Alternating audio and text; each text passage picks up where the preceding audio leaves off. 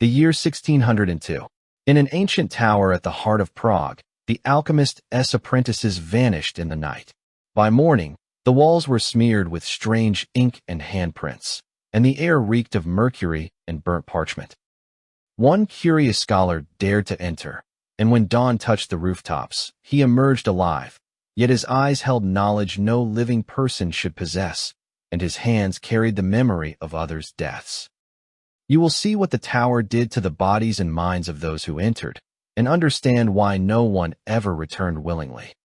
In the heart of Prague, beneath a sky so thick with darkness that the moon seemed to have vanished entirely, the tower of Master Alaric rose like a jagged tooth, its silhouette serrated against the blackened clouds. The stones themselves exhaled a chill, damp air that carried the sharp, metallic tang of mercury and the bitter, ashy scent of parchment scorched beyond recognition. Windows were black, their panes warped with age and soot, and yet the faintest glimmer of movement could be glimpsed behind the upper shutters, as if something alive persisted in the shadows despite the absence of those who once dwelled there. Nobody saw the apprentices depart, though their absence was palpable each morning, pressing against the walls and staircases with the weight of something both mourned and feared, as though the very masonry had absorbed their departure and refused to let it go. Strange black stains, dark and slick, traced along the stone where their fingers had lingered, curling around corners and over thresholds, evidence of lives extinguished and yet somehow lingering, caught between memory and matter. The tower exhaled in measured, almost deliberate breaths, a faint whisper of air passing through cracks in the mortar, carrying with it a residue of obsessive knowledge and silent rituals that no living soul could comprehend. The stairs spiraled upward in precise, maddening arcs, worn smooth not by footfall, but by the weight of intention, hands pressing against railings, walls dampened with sweat and alchemical residue, traces of nights spent bending over crucibles and ink-stained tomes. The floors groaned softly beneath imagined weight, the echoes of movements that had long since ceased, and yet the sound lingered, vibrating through the bones of anyone who dared approach, a warning or perhaps a reminder that this place remembered in a way no human could. Air thickened in the corners, heavy and sweet with the faint metallic odor of dried blood and mercury, clinging to clothing and hair, entering nostrils with the persistence of a confession that could never be denied. The tower smelled of itself, a layered perfume of iron, soot, and decay, steeped in the obsessive diligence of a man who had sought to pierce the boundaries of life and death through formula and flame. Shadows pooled in the alcoves, not merely dark but almost viscous, pressing against ankles and backs as if they carried memory in their density, and the faintest scrape or shift of stone released the echoes of whispered formulas, their cadence precise, merciless, unending. Outside, Prague slept unaware, but the streets near the tower were tainted with an invisible pulse, a lingering pressure in the air that slowed breath and stiffened muscles, as though the building reached outward, testing the living for weakness or worth. The tower's base was slick with condensation, stone damp and warm underfoot in patches that defied logic, and the smell of burned oil and chemical distillations seeped from tiny fissures, threading into the senses like a dream that could not be willed away. Each night it seemed to inhale the city's silence and exhale a rhythm of persistence, a pattern of absence and presence that drew in the curious and expelled the unworthy. The first chapter of its story, the history of Master Alaric's domain, was written not in ink or paper, but in stone, in moisture, in the slow, deliberate imprint of vanished apprentices, their lives pressed into the fabric of the tower itself, never leaving, never forgiven, never truly gone. The spiraling staircases of Master Alaric's tower wound upward like the coils of some immense, sleeping serpent, each stone worn smooth by hands and knees long vanished, each step carrying the faint imprint of apprentices who had vanished into the night, leaving nothing but residue in their wake. The stones were damp, slick with condensation that seemed to weep from the walls themselves, as though the tower had been absorbing moisture from the air and the bodies that had once pressed against it, storing it in its marrow to be released only when the building wished. Every tread produced a muted groan, not from age alone, but from memory, a sound that vibrated through the bones and rattled teeth, the echo of years of meticulous labor, of ink-stained fingers tracing impossible symbols across scorched parchment. Scrolls lay in alcoves and corners, rolled and burned at the edges, their surfaces mottled with soot and blackened residue, whispering faint formulas when the wind passed through the broken windows. The air was thick and heavy, not merely damp but laden with an almost physical resistance, pressing against the chest and throat, a weight made of knowledge, fear, and the persistent insistence of the tower itself. The faint tang of mercury lingered constantly, bitter on the tongue and nostrils, mingled with the acrid scent of charred paper and the sweet, coppery hint of blood long absorbed into the stone. Sometimes, in the deepest hours of the night, distant voices could be heard, rising faintly from behind walls or below floorboards, chanting sequences of letters and numbers so precise and repetitive that the mind recoiled in simultaneous fascination and revulsion.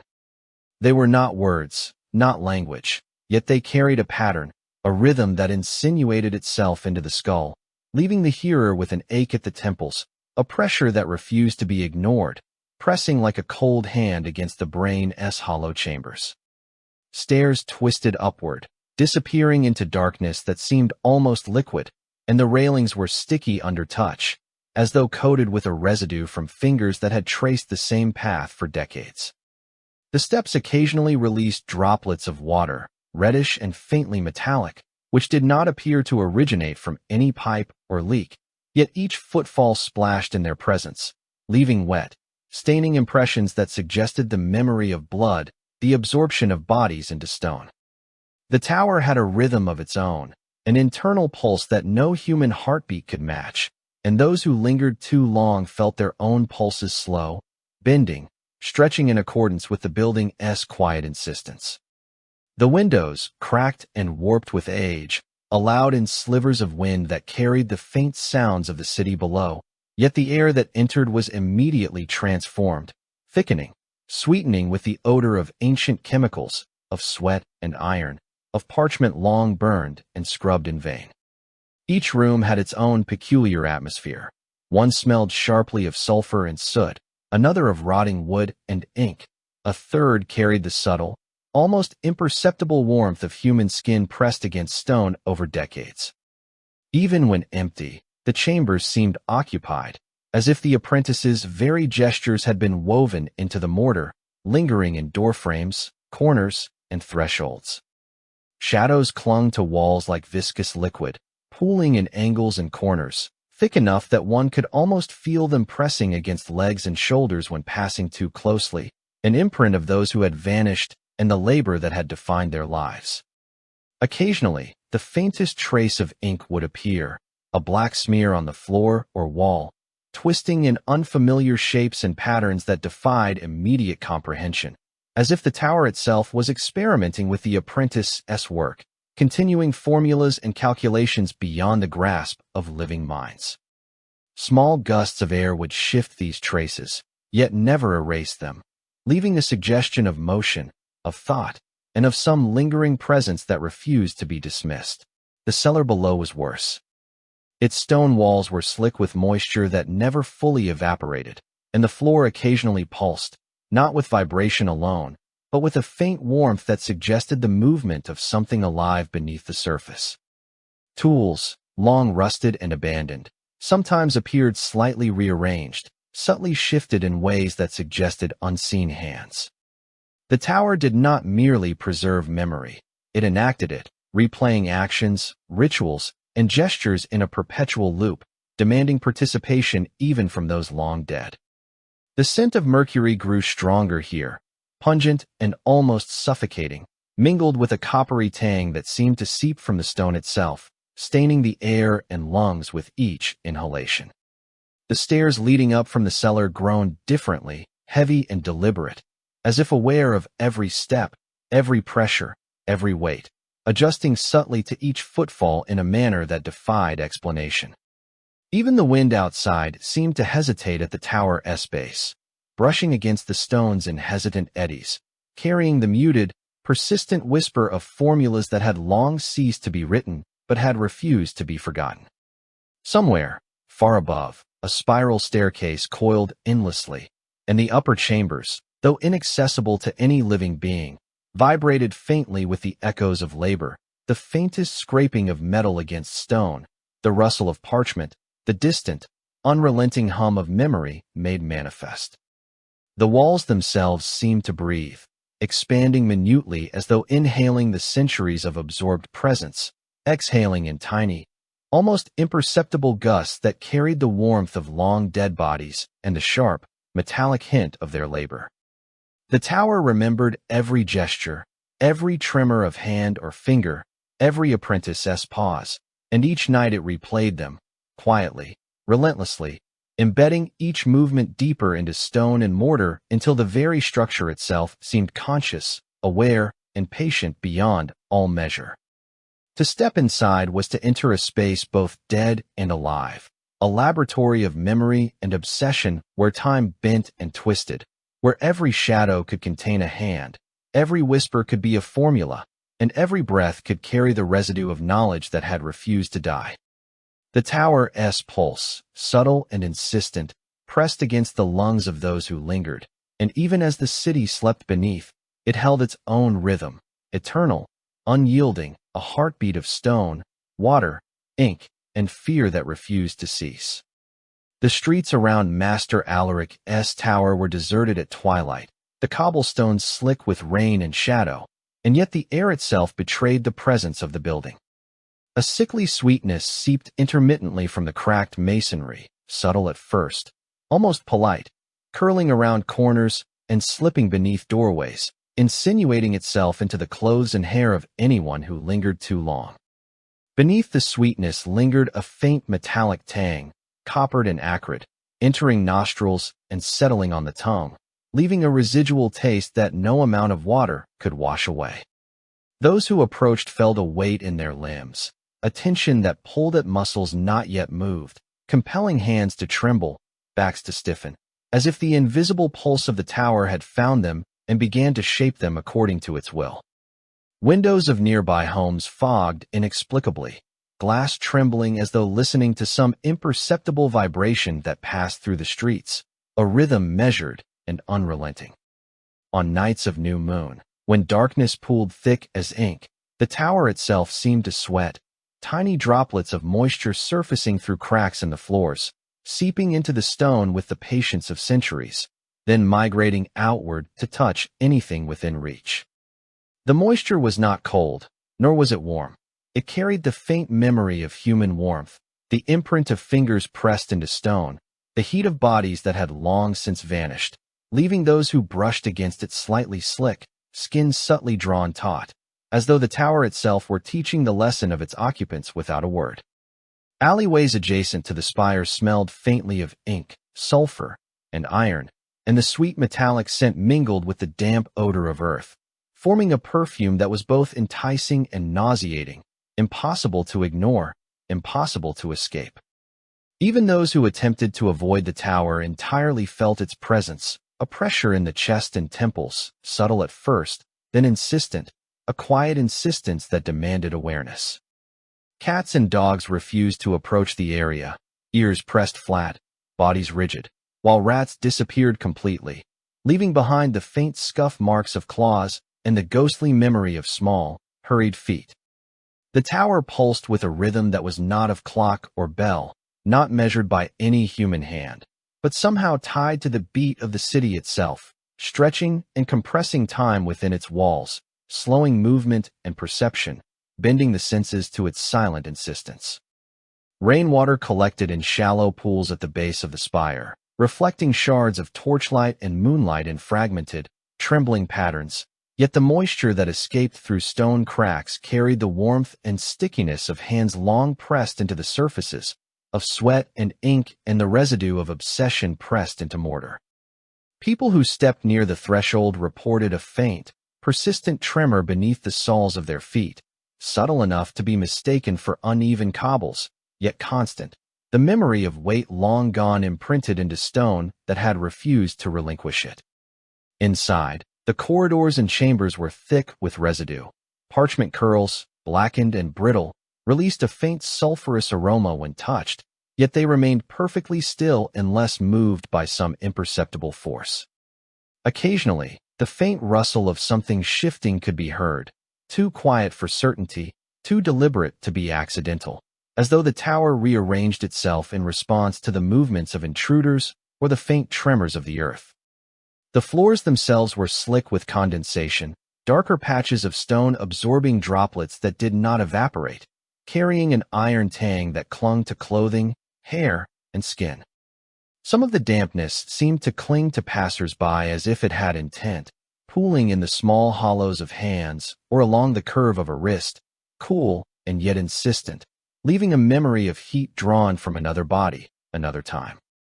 Shadows stretched unnaturally along the walls and around corners, bending subtly when observed, forming shapes that suggested human figures, yet dissolved when approached, leaving only the faintest impressions, faint stains, subtle depressions in the floor where bodies had knelt, pressed against stone for reasons forgotten. The tower's pulse seemed to synchronize with the movements of those nearby, their steps slowed without awareness, hearts compelled to a steady rhythm, breaths drawn and held in alignment with something vast, indifferent, and patient.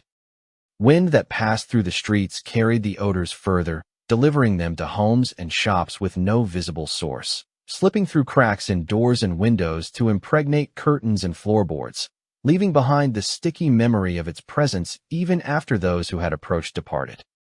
At times, a faint whisper could be heard, a syllable or a fragment of a formula, carried not by sound but by resonance, vibrating against the skull and in the chest, leaving a low hum that persisted after the initial perception, pressing awareness toward a state of unreasoning attentiveness. The townsfolk grew cautious, walking wider around the base of the tower, avoiding lingering shadows and dampened patches, yet none could ignore the occasional, subtle compulsion of muscle and breath, the inexplicable tautness of limbs, the sense that the tower's knowledge reached outward, seeking comprehension or submission. Rain fell heavier on some nights, and the moisture that emerged through the tower's walls thickened, forming glistening streams along stone that should have been dry, pooling on steps and landing on the thresholds of nearby alleys. Those who inadvertently came into contact with it felt the warmth and stickiness seep into skin and clothing, leaving them subtly altered, muscles drawn, hearts steadying, a strange attentiveness imposed without awareness, as though the tower was folding a small portion of each person into itself, teaching them lessons without consent, leaving them changed in ways too fine to measure, yet impossible to forget.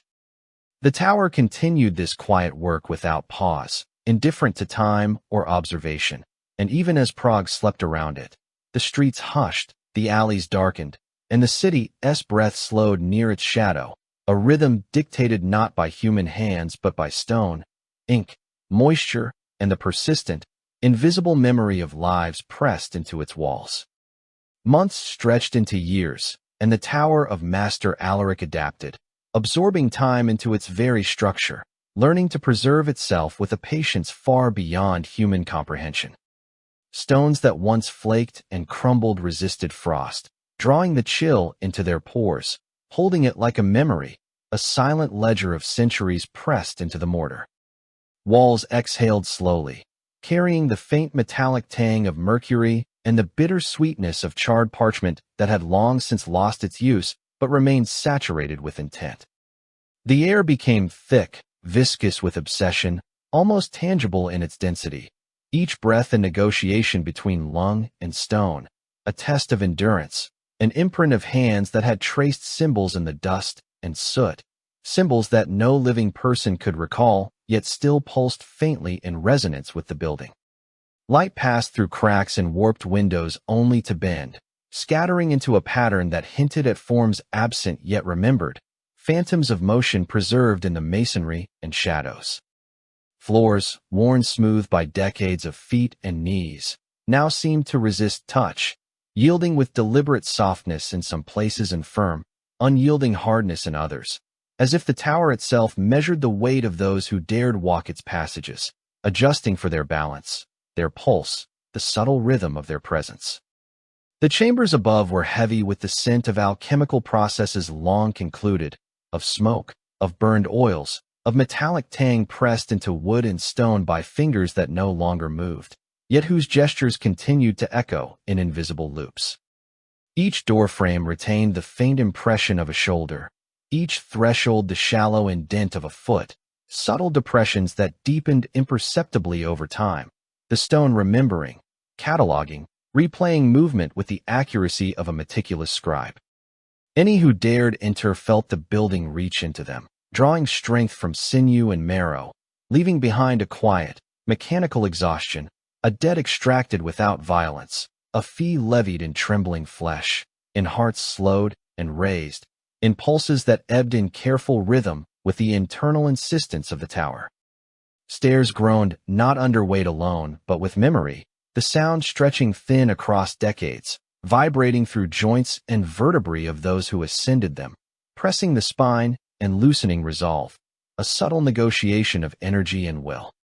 The cellar below, once damp and sinister, became a reservoir of latent motion, holding the residual warmth of bodies pressed against stone, the faint metallic traces of blood long evaporated yet never absent, mingled with mercury, powdered salts, and the sweet bitterness of ink and burnt parchment. Each droplet that surfaced from the stone seemed deliberate, a measured release of centuries of absorbed labor and obsession, pooling in low corners, clinging to the soles of boots and the hems of cloaks, leaving a residue of pressure, warmth, and memory that marked the visitor as participant, unwilling and unknowing.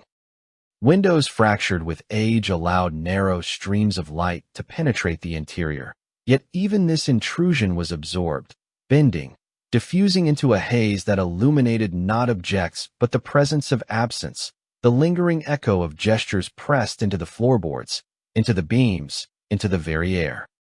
Walls, saturated with the motion of centuries, seemed to pulse slightly when unobserved, shifting imperceptibly, expanding and contracting as if breathing, carrying the faint vibration of hands that had mixed chemicals, ground powders, traced lines of ink and blood, murmured formulas aloud, their cadence absorbed into the mortar and stone like ink into parchment. Floors retained heat long after footsteps had vanished, giving back slowly, unevenly, in places touched by centuries of kneeling, of bending, of labor imposed and endured. Corridors smelled faintly of sweat, rusted iron, and candle smoke, mixed with a sweetness faint but insistent, a memory of bodies pressed close, the faint residue of breath and palm that lingered long after the life that produced it had departed. Stairs spiraled upward, seemingly without end, each landing a slight variation in atmosphere, temperature, humidity, a subtle difference in resistance underfoot, as though the tower measured every motion and adapted in real time, preparing for the inevitable weight of new trespassers. Shadows clung like viscous liquid, settling in corners, trailing slightly behind the observer, pressing lightly at ankles, urging them into an awareness they could not name, a rhythm imposed by stone and mortar that bent muscle and sinew. Sometimes, faint noises echoed through the tower, so soft they could be dismissed as settling stone or distant wind, yet each carried a cadence unmistakable, the ghostly trace of formulas spoken aloud, repeated gestures, the precise sequence of motion and pressure executed countless times over, playing endlessly in resonance with the building itself. The air became heavier with each passing decade, saturated not only with moisture and chemical residue, but with the insistence of purpose, of labor impressed so deeply into the structure that it persisted without the presence of human thought, an eternal echo of mastery and obsession. Those who remained within for even a few hours emerged subtly altered. Their arms ached faintly, their legs felt longer or heavier, muscles twitching as if the tower had borrowed their memory of movement and imprinted its own rhythm. Even when leaving, the pulse persisted, lingering in the chest, a residue of the building's demand, a silent echo of centuries of absorbed effort, a debt paid invisibly, leaving a strange, inescapable fatigue. The tower no longer required living hands to act. It had internalized the gestures, the measurements, the rhythms, the subtle insistence of repetition. Each stone, each plank, each beam was a repository, a vessel for centuries of meticulous labor, absorbed and replicated, sustaining itself, adapting, persisting beyond decay. The city outside changed and grew, yet the tower remained a constant, patient, unyielding, a living ledger of obsession, absorbing all that entered, storing every tremor of flesh and thought, quietly, eternally, with the precision of centuries pressed into stone and mortar, awaiting the next who would pass beneath its shadow, drawn into the unending rhythm of its silent insistence. Rain lashed against the spire of Master Alaric's tower, torrents driven by the fury of wind and cloud, and the streets of Prague were abandoned, cobblestones slick and glimmering with reflected lightning. The scholar arrived under this chaos, drawn by whispers carried on the storm, tales of persistence and unnatural preservation, and the promise of knowledge no living hand could yield. He hesitated at the base of the tower, feeling the air thicken as though the building exhaled, dense and suffocating, saturating lungs with the combined scents of mercury, mold, and the faint copper trace of blood long dried into stone. Walls were slick, darkened by condensation that seemed to pulse faintly beneath his fingers, a rhythm too slow to perceive consciously yet insistent, pressing through skin and muscle, demanding recognition. Each step into the lower corridors drew a subtle resistance from the floors, as if centuries of weight pressed against them, the memory of kneeling bodies and bent backs embedded in the planks, recalling gestures that had been repeated endlessly, motions stored in the wood and stone like ink pressed into vellum. The air grew thicker still as he descended the spiral stairs, the scent of burned parchment mingling with wet earth and oxidized metal, curling into nostrils and throat, lodging there, intimate, intrusive, insistent. Shadows lengthened unnaturally along the walls, forming shapes that suggested movement, yet when the scholar turned, the forms dissolved, leaving only the faintest impressions of pressure in the floor, subtle dips and ridges shaped by hands and knees long vanished. At the threshold of the cellar, the air thickened beyond the weight of storm and stone, carrying an almost audible vibration, a resonance of repeated labor and unending study, pressing awareness to the edge of comprehension. When he stepped inside, the scholar's boots sank slightly into a cold, damp floor, as if meeting resistance from something beneath, and the faint metallic tang of iron pressed into the tongue and lungs, thickening blood and breath. There, he saw them, the apprentices, mummified, contorted in impossible positions, hands pressed into the floor or against walls, knees bent at unnatural angles, heads tilted as though in constant observation of invisible texts. Their skin was taut and darkened, yet not entirely inert. Faint glimmers of moisture reflected the flicker of storm light through broken windows, catching on eyeballs that seemed to retain a flicker of cognition, awareness frozen yet unervingly present. The scholar felt a pull in his chest, an almost magnetic insistence, drawing him closer to the first figure. Then the next, the slight pressure of his own movements against the stone absorbed and mirrored, measured, catalogued. The walls began to hum faintly, a resonance too subtle to be a tone, more a vibration in the bones, in the heart, a rhythm formed of centuries of repetition, echoing the gestures pressed into the tower by its master and his disciples. Whispers emerged from cracks in the stone, syllables of formulas, fragments of words, names of metals, sequences of measures, rising in crescendo as though the building itself recited them, growing louder as if delighted by the presence of a living mind to witness, to participate, to become another mark upon its indelible page. Rainwater pooled in shallow depressions across the floor, yet the liquid carried warmth, the faint memory of hands pressed into stone, fingers tracing lines invisible but precise, and when the scholar stepped through them, the warmth clung, seeped into boots, into the folds of cloak, an intimate transfer of the tower's accumulated labor. Candle sconces long emptied of wax flickered into life with a faint phosphorescent glow, as if drawn by the scholar's presence, casting shadows that writhed and stretched along walls, forming the trace of the gestures of the long-dead apprentices, replaying motions with fidelity impossible for a human observer to comprehend. The scholar's own hands began to tremble. The floors beneath him seemed to pulse with a deliberate pressure, rising slightly, yielding just enough to mimic kneeling bodies, drawing his knees into a rhythm in which he could not resist participating. Whispers became voices, voices became a chorus, murmuring sequences of metals and powders, incantations of processes, formulas repeated and reinforced through the resonance of the building, climbing to a fevered pitch as if the tower delighted in the scholar's contribution. The air grew thick, sticky with warmth and residue, a mixture of mercury, sweat, ink, and faintly sweet decomposition, pressing against throat and chest, compressing lungs and heart, compelling the scholar to bend, to kneel, to press palms against floor and wall, as though submitting himself to the unrelenting order of the place. Every movement, every tremor of muscle, every faltering step was observed, absorbed, catalogued. The walls seemed to flex in response, adjusting their resistance to maintain the cadence of imposed study, molding him into the echo of the apprentices who had fallen, who had given themselves wholly to the master's work. Lightning cracked through the night sky, illuminating the room in staccato bursts, and in that light the scholar glimpsed faint traces of ink across walls and floors, lines of chemical notation, symbols inscribed in substance long evaporated, yet preserved in the subtle residue of movement and pressure, proof that the building had continued its labor without living hands, storing knowledge and obedience alike.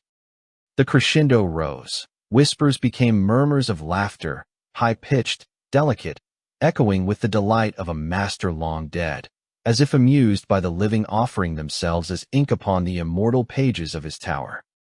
The scholar's mind began to fray, his perception bending to the building's silent insistence, muscles locked in unfamiliar postures, heart obeying the rhythm embedded in stone. Yet he remained aware enough to feel a terror that transcended fear, an exhilaration that pushed pulse and thought toward a sharp edge. Hours passed as minutes, as centuries pressed their weight into the air, yet no candle burned down, no wall crumbled, no stone yielded beyond its deliberate patience. The scholar understood that he had not merely entered a building, but had become part of its memory, an unwilling scribe in the endless catalog of persistence, a fleeting hand pressed into the indelible body of the tower. When he finally stumbled back into the storm-lit streets, soaked, trembling, and hollowed by the intimate labor imposed upon him, he carried with him the residue of centuries, a faint metallic tang upon his tongue, warmth beneath skin that should have cooled, and the knowledge that Master Alaric's tower continued to write its formulas into the flesh of those who dared approach, that each visitor became both witness and participant, and that the building would never release them fully, storing pieces of their motion, their pulse, their submission, like ink pressed into stone that would never fade. The tower shifted with a subtle insistence, corridors folding like wet paper around the scholar as he stumbled, heart pounding against ribs that ached with the weight of a night spent under its silent, methodical scrutiny. Every step he took seemed anticipated, every movement mirrored by the stone and timber, twisting passages extending and contracting beyond human comprehension, forcing him to turn again where he had already turned, to climb stairs that looped impossibly back to landings he had already passed. The air thickened with the scent of mercury, powdered salts, and the faint copper trace of blood long absorbed into the walls, clinging to skin and clothes with a persistence that made his movements sluggish, deliberate, each breath a negotiation with the weight pressing against his chest. Light from fractured windows bent unnaturally, scattering across floors slick with condensation and residue, illuminating shadows that clung to the edges of perception, writhing with faintly recognizable gestures of long-dead apprentices kneeling, bending, tracing lines into floors and walls with hands stiffened by centuries of enforced stillness. Every wall, every threshold, seemed to pulse faintly, vibrating in resonance with a rhythm older than any living memory, compelling the scholar's limbs to obey a cadence he could neither name nor resist, knees pressing to the floor, fingers grazing cold, damp stone, shoulders bowing as though in obeisance to a master who had been dead for decades yet persisted in the very marrow of the building. His own thoughts became disjointed, phrases of formulas and alchemical notation rising unbidden in his mind, the cadence of syllables echoing the tower's persistent whispers, syllables pressed into him like ink into vellum, a silent imprint of centuries of obsessive labor. Doors opened before him of their own accord, panels shifting imperceptibly, staircases curling back upon themselves until he could not distinguish ascent from descent, floor from ceiling, each passage a loop of subtle resistance and encouragement, the building measuring, molding, calibrating him with patient precision. A faint warmth rose from the floors, uneven, selective, as if marking pressure points, registering where flesh pressed against stone and timber, absorbing effort, storing the memory of motion into its mass, leaving behind a residue of muscle fatigue, subtle and unyielding, impossible to shake. In the central chamber, he glimpsed the faint shapes of the mummified apprentices, kneeling or bent in eternal study, their eyes glimmering with the faint awareness of something beyond death, the residue of consciousness trapped in skin and bone, in the fibers of their clothing, in the microclimate of the chamber itself, their presence both accusation and instruction. The scholar's mind reeled, balancing on the edge between comprehension and madness, understanding with horrifying clarity that the tower did not merely preserve or observe. It absorbed, it internalized, it extended the will of Master Alaric beyond the boundaries of mortality, pressing every living thing that entered into the ledger of its eternal experiment. Rain battered the outer walls, yet no sound of splintered timber or breaking stone reached him. The storm itself muted, absorbed into the thickness of the building's centuries-saturated walls, leaving only the whisper of wind as it passed through cracks, carrying with it echoes of incantations and formulas recited long ago, now played in endless loop in the resonance of stone and mortar. He tried to flee, heart hammering, lungs burning, yet the tower seemed to expand and contract, hallways lengthening, ceilings bending, stairs looping back, until every exit he sought dissolved into another corridor, another landing, another shadowed threshold he had already passed, each surface slick with faintly warm condensation that clung to his skin and clothes, insistent, intimate, impossible to dislodge. The air grew thicker still, vibrating with the accumulated motion and thought of centuries, a living presence pressing against ribcage and skull alike, threading formulas and gestures into every neuron, leaving him simultaneously aware and ignorant, awake yet a repository for knowledge not his own. By the time the first rays of dawn struck the rooftops of Prague, the streets glistened with stormwater, and townsfolk saw smoke curling lazily from the ancient spire, a thin, undulating ribbon that promised flame yet revealed none. Doors of the tower were sealed, windows opaque, yet inside, the scholar remained, pressed against stone, muscles trembling, skin pale beneath the pallor of a night that had stretched impossibly long. His eyes glimmered with formulas that were not his own, syllables of metals, powders, incantations inscribed into his memory without consent, etched as if the building had transferred centuries of observation and obsession into the marrow of his bones. He could move, he could breathe, yet each movement, each pulse, each thought carried the imprint of the tower, the weight of its patience, its precision, its insistence upon the repetition and preservation of knowledge and motion. The building did not claim his life, for that had never been its intent, yet it claimed him entirely in another, more enduring way, a living ledger, a repository, a vessel for the Master's unyielding thirst, for the echo of obsessive gestures pressed into stone and timber, an eternal participant in the tower's unending experiment. Outside, Prague awoke unaware, streets filling with merchants and pedestrians, the smoke fading into the early morning sky, and no one noticed the scholar until he stumbled from the tower's base, changed beyond recognition, his eyes alight with the cold, precise knowledge of formulas he did not fully understand, yet which he carried as if written into sinew and bone, an unwilling participant in the silent, patient, immortal will of a master whose thirst for knowledge had outlived death itself.